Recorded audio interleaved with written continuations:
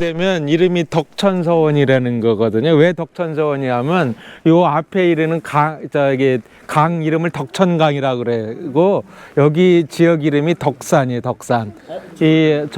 저게 뭐냐면 지리산이거든요. 저쪽이 쫙 지리산을 바라볼 수 있는 바로 옆에 지리산 내린 물이 이게 덕천을 흘러서 이게 진주 남강으로 흘러가는 거거든요. 여기는 남명조식이라고 하는 분을 기리는 서원이에요. 남명조식이라고 하는 분은 누구냐 하면 퇴계 선생과 쌍벽을 이루는 인물인데, 이분은 똑같이 퇴계 선생하고 똑같아요. 1501년에 태어나가지고 1571년에 퇴계 선생이 돌아가세요. 이 양반은 1년 더 사세요. 1572년에 돌아가셔.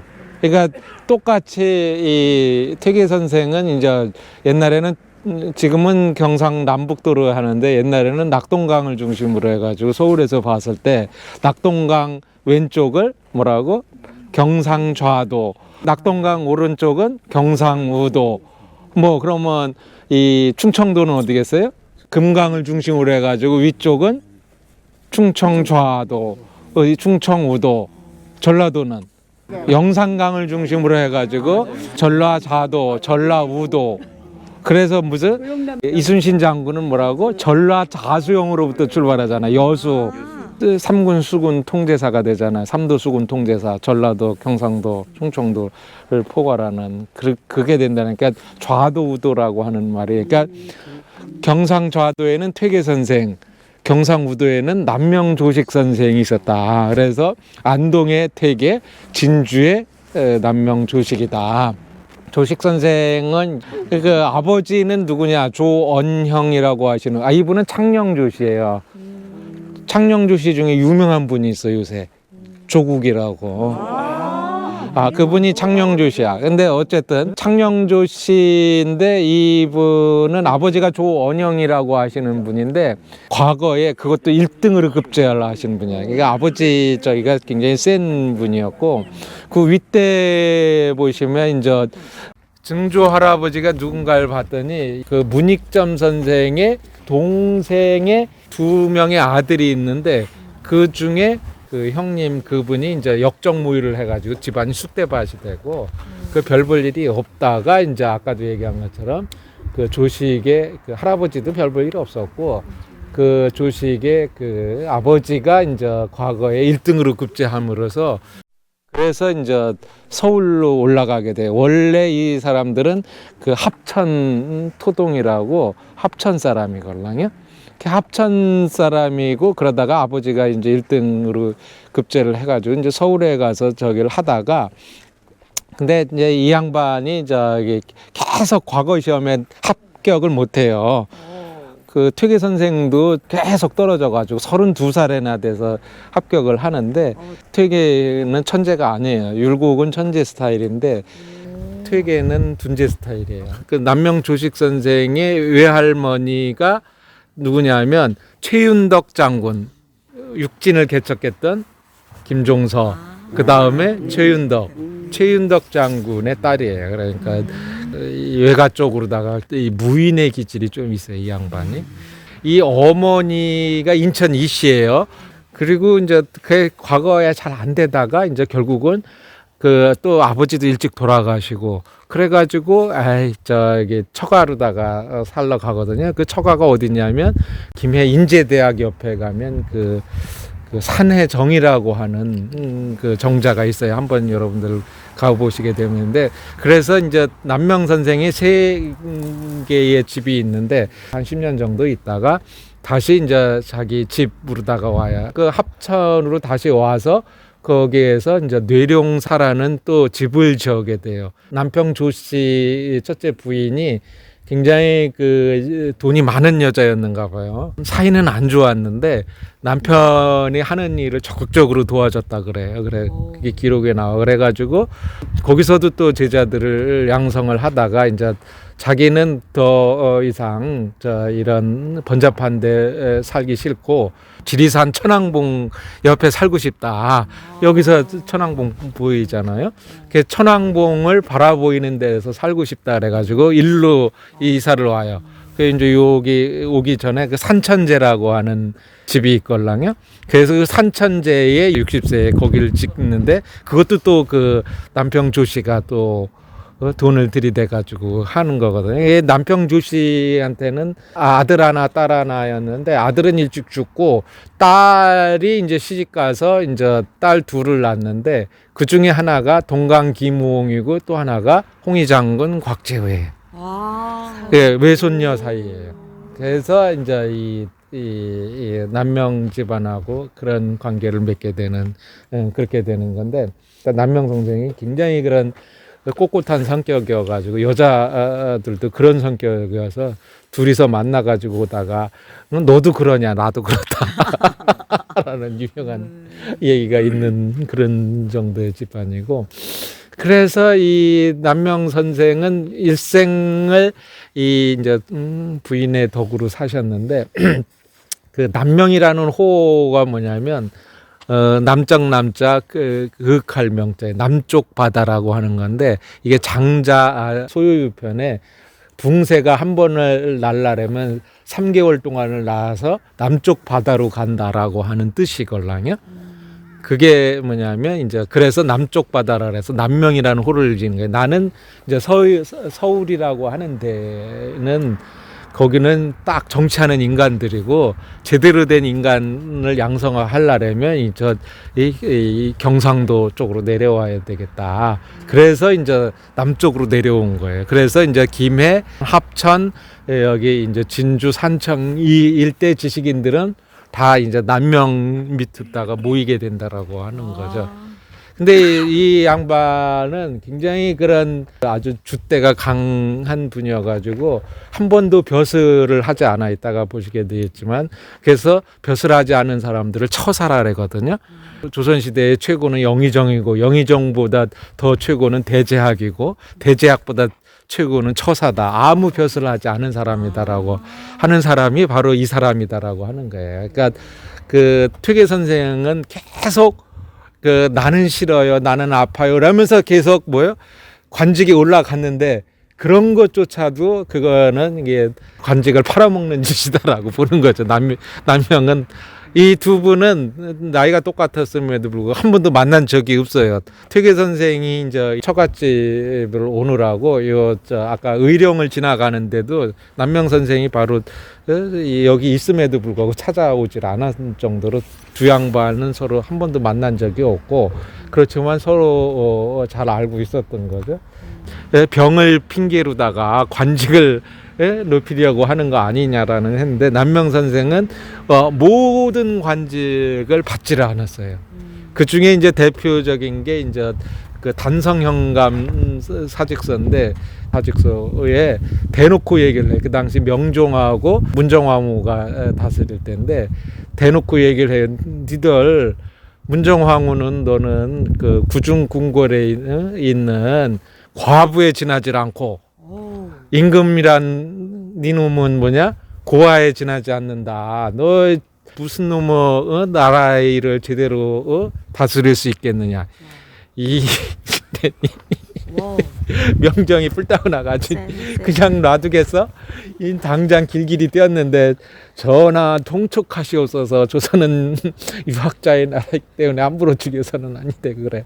그래서 이제 가까스로다가 살아날 정도로 그럴 정도의 그런 기계를 가지고 있는 양반이 대단한 거지. 그냥 대놓고 욕을 하니까 이게 사실은 쉽지 않은 정도의 그런 인물들이고 그러니까 퇴계 선생이 그 당시 고봉기대승하고 사단칠정 논쟁을 벌였어요.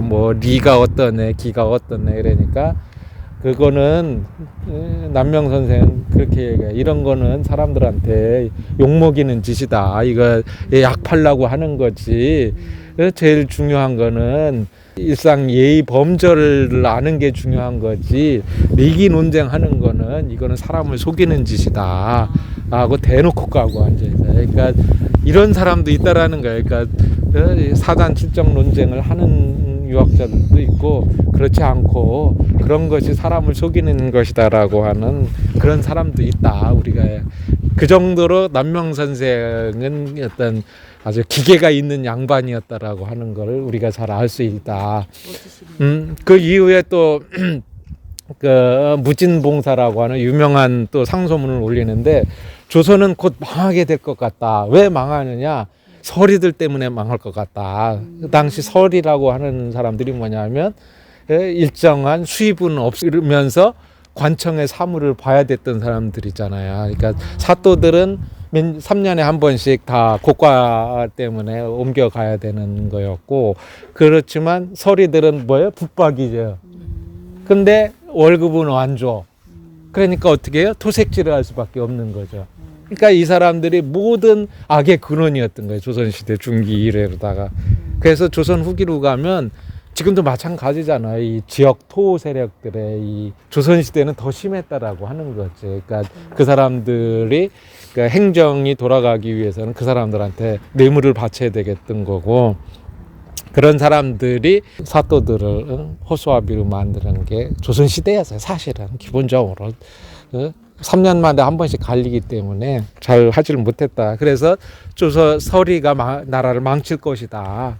그것이 물론 뭐 이제 서리 때문에 망한 것도 아니죠. 그 어쨌든 뭐 여러 가지 이유 중에 하나가 서리 망국론이었고, 그게 조선시대 지식인들이 가장 얘기 많이 하는 것 중에 하나였어요. 그래서 결국 그런 저기를 했는데도 불구하고 그게 받아들여지질 않았어요. 그래서 이 양반이 이제 그 돌아가시게 되고, 요 앞에 이제 산천제라고 하는 데에서 돌아가시게 되고, 돌아가신 이후에 이제 몇 년 안 있다가 여기다가 이 덕천서 그 이제 제자가 여기다 땅을 기증을 해가지고 서원을 해요. 그러다가 이제 이 광해군 때에 이제 영의정의 추중을 받게 되는데, 곽제우로 대표되는 그 이 의병장들이 이 경상도 경상 우도 지역에 무려 50명의 의병장들이 나와요. 그분들이 다 남명 선생의 제자들이다라고 하는, 이게 사실은 잘 알려지지 않은 거거든요.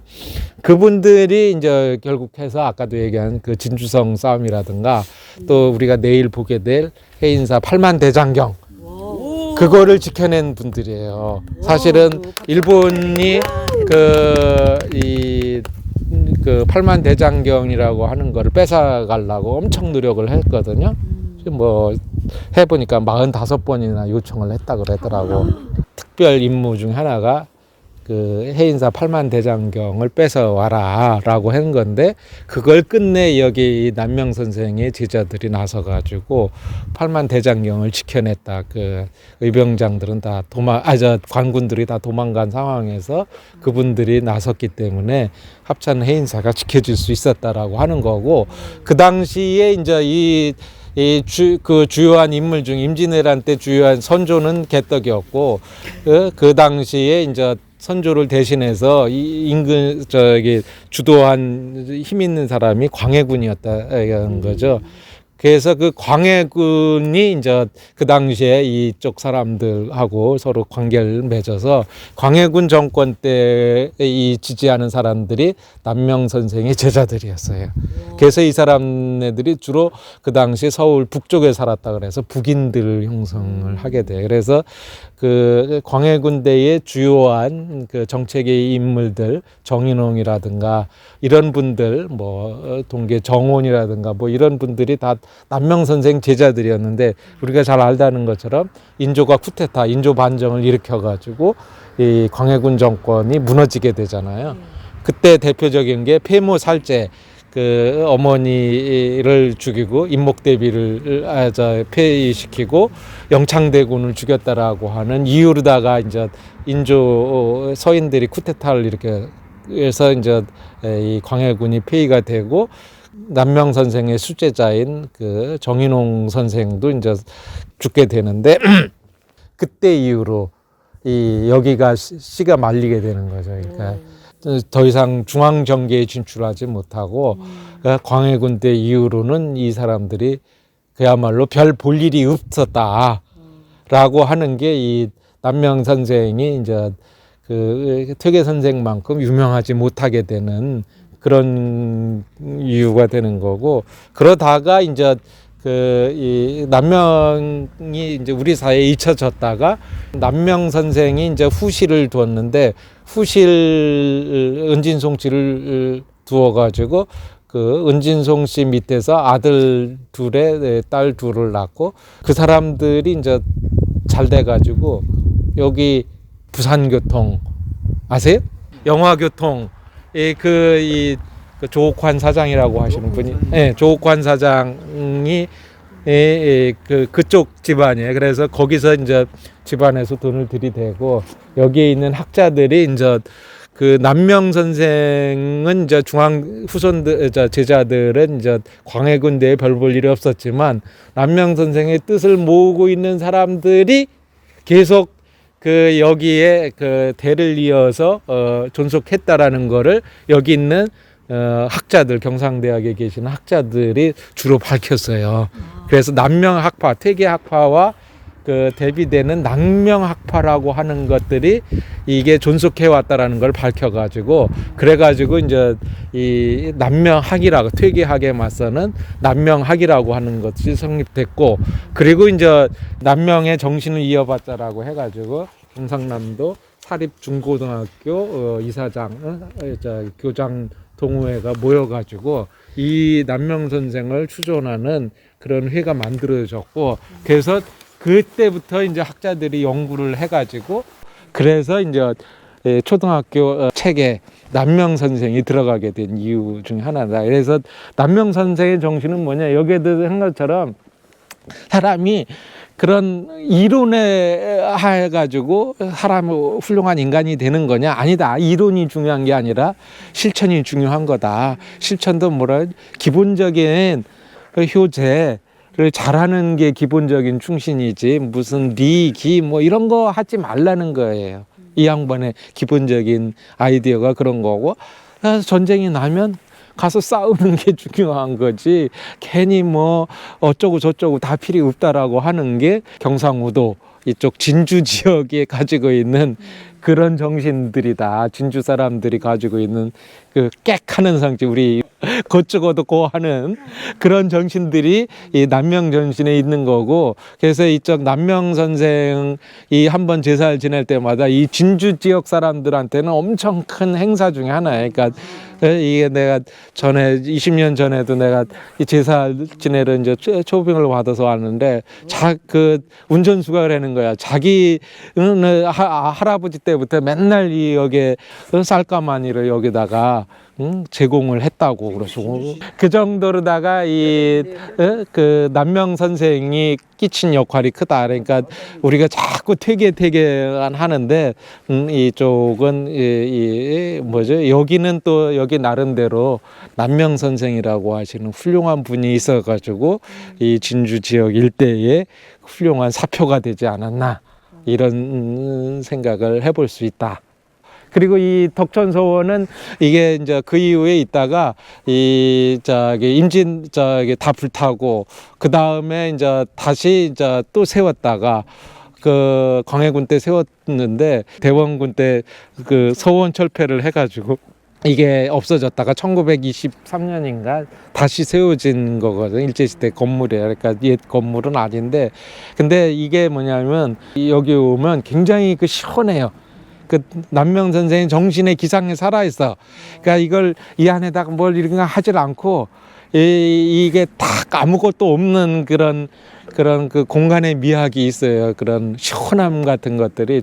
그 남명 선생의 시예요. 이게 이 덕천 강물에다가 목욕하며, 여기서 이제 그 여름에 저기를 하는 거죠.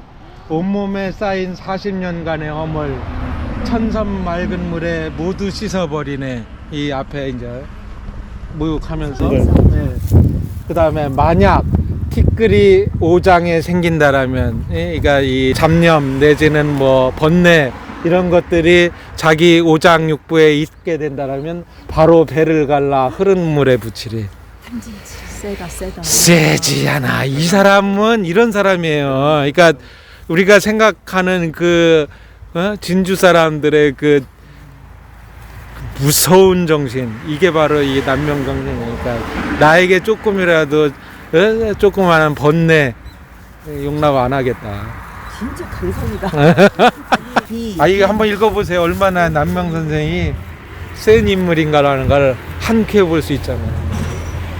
예, 여기는 그 남명 기념관에서 왼쪽으로 올라다 오면 오른쪽으로 가지 마시고 왼쪽으로 사이길이 있고 그 사이길로 쭉 올라오시다 보면 한 100m 지점에 그 남명 선생 묘소가 있는 곳이에요. 그래서 증 대강보국 숭록대부 영의정 문정공 남명 조선생지묘. 그러니까 그 신도비가 저렇게 썼어요. 이거는 성운이라고 하는 사람이 지은 거고 그 남명 선생 신도비는 여기에도 본 것처럼 무려 4개나 있어요. 여기도 있고 또 요 앞에도 3개가 있어요. 이게 뭐냐면 이제 허목도 있고 또 뭐 조경도 있고 또 이 앞에 이거는 저 송시열 선생님도 있는 거예요. 그러니까 신도비가 무려 4개씩이나 있어. 그만큼 이 사람들의 부침이 심했다라는 거예요. 그러니까 최후로 이제 송시열 선생의 신도비가 있다라고 하는 건 뭐냐? 서인 노론 정권에 인가를 받겠다라고 하는 거예요. 그러니까 사실은 그러면 안 되는 거거든요. 요 앞에 무덤은 누구냐? 남명 선생의 첩이죠. 그 은진송 씨 부인이고 본 부인인 남평조 씨는 어디? 김해에 있으시고 이분은 이제 숙부인이에요. 그러니까 첩인데도 나중에 이제 정식 저기를 받아가지고 숙부인이라고 하는 존칭을 받아가지고 이제 이 무덤을 같이 쓰지는 않고 따로 써야 짓고 이렇게 이게 좌청룡 우백호가 없는 건 뭐냐면 조선시대 중기까지만 해도 이렇게 묘를 썼다 그러더라고요. 그러니까 그러니까 한 명의 무덤도 이런 식으로다가 이걸 담장을 이렇게 들러치기를 해가지고 좌청룡 우백호에 저기를 한 거고 이게 명당 중에 하나래요. 이 자리가 왜 풍수 자리인가에 대해서. 저 뒤에 가보시면은요 혈자리가 들어오는 게 보입니다. 이 저 묘 바로 뒤에 이 자리가 인위적으로 만든 게 아니고요. 배 나온 사람의 그 임산부의 배처럼 혈자리를 잉태했다 그래서 잉이라고 부릅니다. 이 자리를. 저쪽에서부터 이제 혈이 들어오거든요. 용이 들어와서 이 자리에 맺혔고요. 요게 이제 저쪽에 주작을 향해서 지금 쳐다보고 있죠. 그리고 좌청룡 우백호는 아닌데 좌우에 조산이 멀지 않은 데서 이렇게 받쳐주고 있고요. 그 다음에 아까 그 보셨던 이 덕천이 쭉 흐르면서 저 앞에서 이렇게 감아둡니다. 혈자리를. 그래서 이제 이 자리가 좋은 거고요. 아까 오면서 우리는 봤는데 멀리서 보면 이 자리가 거북이 이 머리 같은 형상입니다. 그래서 거북이 그러면 이제 오래 살고 그 장수하는 그런 상징이고요. 그리고 장수뿐만이 아니라 복을 상징하는 그 거북이입니다. 네, 그런 자리에 지금 남명 조식 선생님의 묘가 자리 잡고 있습니다.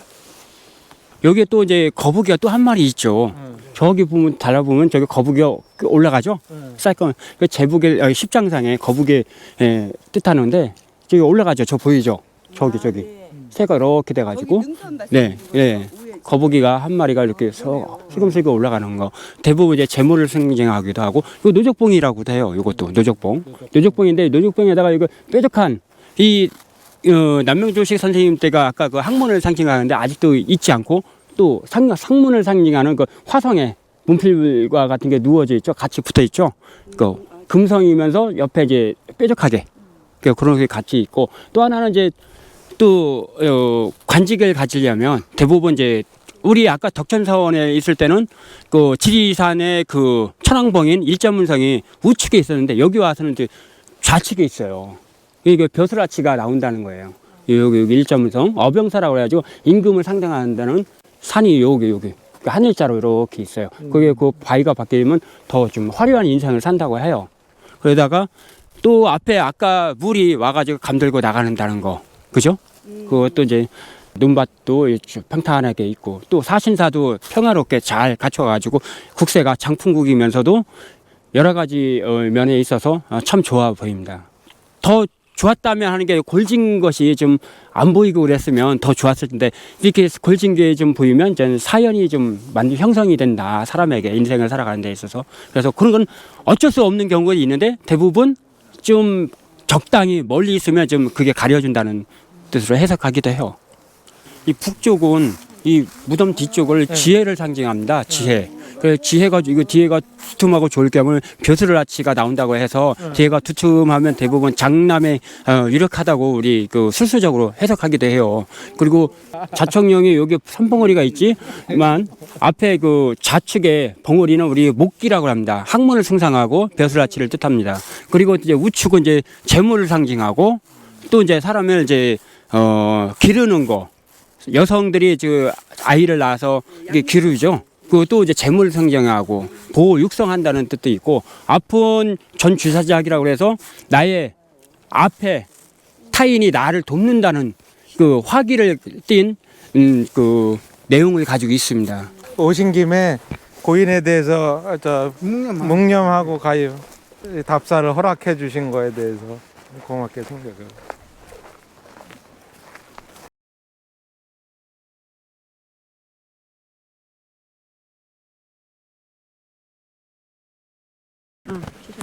여기가 아까 얘기한 산천제예요. 그러니까 세 개가 있다 그랬죠. 산해정. 김해에서 바라보면 김해 앞바다가 보여요. 산과 같고 바다와 같은 마음을 가져라 그래서 산해정. 그 다음은 그 합천의 내룡정. 고요 있을 때는 용과 같고 움직일 때는 우레와 같다라고 해서 뇌룡정. 그 다음에 여기 산천제예요.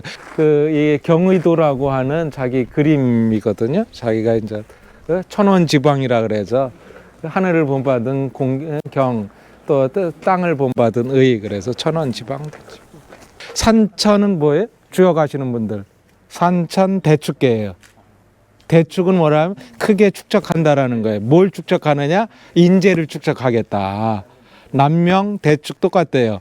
그래서 자기는 이 서울 바닥에 살지를 않고 인재를 양성하겠다라고 하는 게 산천 대축을 의미하고 산천제, 그래서 산천제고, 이거를 이제 그 부인이 지어준 거고, 요 유명한 시예요.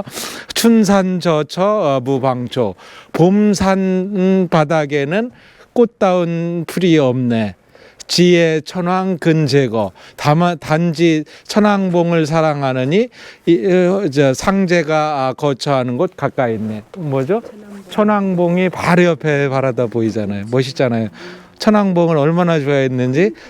백수길의 하물식. 빈털터리가 돌아오니 어떤 것을 먹을 것인가.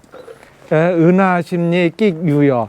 은하수 10여 리를 먹으니 그래도 남음이 있네. 내가 이 우주를 먹고 남겠다. 참 멋있어. 난 이런 사람 좋아해. 자기는 천왕봉을 가까이 하고 은하수를 먹겠다. 참 대단하신 분이야. 이 남명이라는 사람의 이 시도 그렇고 이게 보통이 아니에요. 그냥 시원시원하고, 이걸 한글로 썼으면 더 좋았을 텐데, 천왕봉과 은하수의 기계가 있으면 자기는 뭐 어떠한 저기도 두렵지 않다라는 그런 어떤 그 기백을 보여주는 시다. 그리고 앞이 너무 편안해. 여기가 딱 있으면서 우측에 천왕봉이 있고 앞이 산이 문필봉이 딱하니 있고, 문필봉도 아까 얘기한 것처럼 정면에다가 안에서 측면에 문필봉이 있어. 저 앞은 너무 편안하잖아. 이거 옛날 조선시대 지식인들이 이렇게 크질 않았어요. 딱 요 정도야. 우리가 엄청나게 큰 저기를 할 것 같은데, 이게 이제 여기는 조식 남명 선생의 어떤 이 성스러운 공간이지, 이쪽 사람들한테는. 그러니까 이 일대를 다 성역화한 거죠. 뭐라고? 지리산처럼 하늘이 울어도 울지 않을까. 멋있다. 멋있잖아. 난 하늘이 내 급이 큰 종. 은하수를 비유한 이유도 알겠다. 그렇지. 나는 우주의 마음을 가지고 있어야 된다라는 거예요. 그러니까 이것도 굉장히 유명한 시예요. 그러니까 천삼 옛날에 이게 큰 종의 비유를 했어요. 누가 쳐야지만이 하는 거지. 내가 나서서 사람들을 깨우치겠다. 이거는 하수예요. 자기가 나서는 게 아니라고. 그거는 하수다라는 거고. 찾아와서 물어보면 얘기하는 거예요. 근데 아무도 안 쳐준다는 거야. 그러니까 크게 치지 않으면 소리가 나는 뭐야? 한번 나서게 되면 세상을 확실히 끝장내겠다, 끝판왕이 되겠다라는 거예요. 그래서 자기는 철저하게 숨어 있어야 되고 내 제자들은 광해군대에 나가라 그 얘기예요. 그 다음에 어떻게 해야만 두류산처럼, 어떻게 해야만 지리산처럼 하늘이 울어도 울지 않을까. 하늘은 울어도 자기는 그 정도 급이 돼야 된다라는 거예요. 이 양반은 그렇게 이 조선 남하의 대단한 분이야. 그 정신이